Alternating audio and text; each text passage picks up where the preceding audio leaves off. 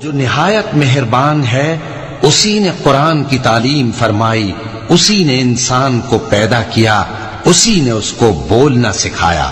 سورج اور چاند ایک حساب مقرر سے چل رہے ہیں اور بوٹیاں اور درخت سجدہ کر رہے ہیں، اور اسی نے آسمان کو بلند کیا اور میزان عدل قائم کر دی کہ اس میزان میں حد سے تجاوز نہ کرو، اور انصاف کے ساتھ ٹھیک تولو اور تول کم مت کرو۔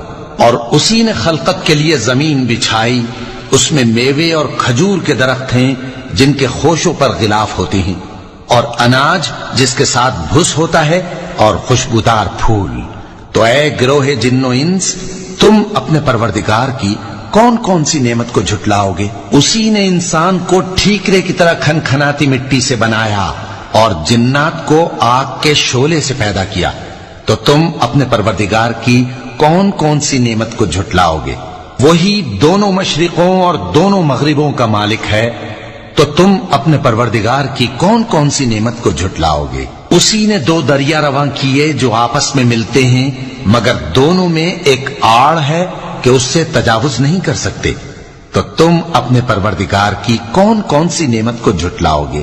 ان دونوں دریاؤں سے موتی اور مونگے نکلتے ہیں، تو تم اپنے پروردگار کی کون کون سی نعمت کو جھٹلاؤ گے؟ اور جہاز بھی اسی کے ہیں جو سمندر میں پہاڑوں کی طرح اونچے کھڑے ہوتے ہیں، تو تم اپنے پروردگار کی کون کون سی نعمت کو جھٹلاؤ گے؟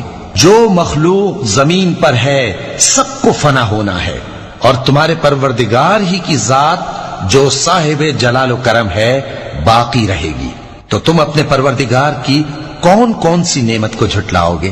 آسمان اور زمین میں جتنے لوگ ہیں سب اسی سے مانگتے ہیں، وہ ہر روز کسی نہ کسی کام میں ہوتا ہے، تو تم اپنے پروردگار کی کون کون سی نعمت کو جھٹلاؤ گے؟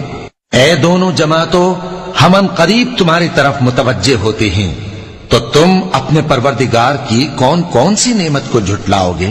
اے گروہ جن و انس، اگر تمہیں قدرت ہو کہ آسمان اور زمین کے کناروں سے نکل جاؤ تو نکل جاؤ، اور زور کے سوا تو تم نکل سکنے ہی کہ نہیں، تو تم اپنے پروردگار کی کون کون سی نعمت کو جھٹلاؤ گے؟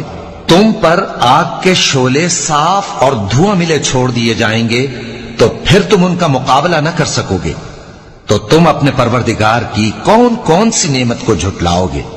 پھر جب آسمان پھٹ کر تیل کی تلچھٹ کی طرح گلابی ہو جائے گا تو وہ کیسا ہولناک دن ہوگا، تو تم اپنے پروردگار کی کون کون سی نعمت کو جھٹلاؤ گے؟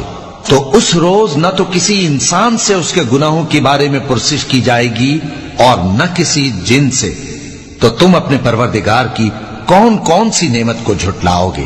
گناہگار اپنے چہرے ہی سے پہچان لیے جائیں گے تو پیشانی کے بالوں اور پاؤں سے پکڑ لیے جائیں گے، تو تم اپنے پروردگار کی کون کون سی نعمت کو جھٹلاؤ گے؟ یہی وہ جہنم ہے جسے گناہگار لوگ جھٹلاتے تھے، وہ دوزخ اور کھولتے ہوئے گرم پانی کے درمیان گھومتے پھریں گے، تو تم اپنے پروردگار کی کون کون سی نعمت کو جھٹلاؤ گے؟ اور جو شخص اپنے پروردگار کے سامنے کھڑے ہونے سے ڈرا اس کے لیے دو باغ ہیں، تو تم اپنے پروردگار کی کون کون سی نعمت کو جھٹلاؤ گے؟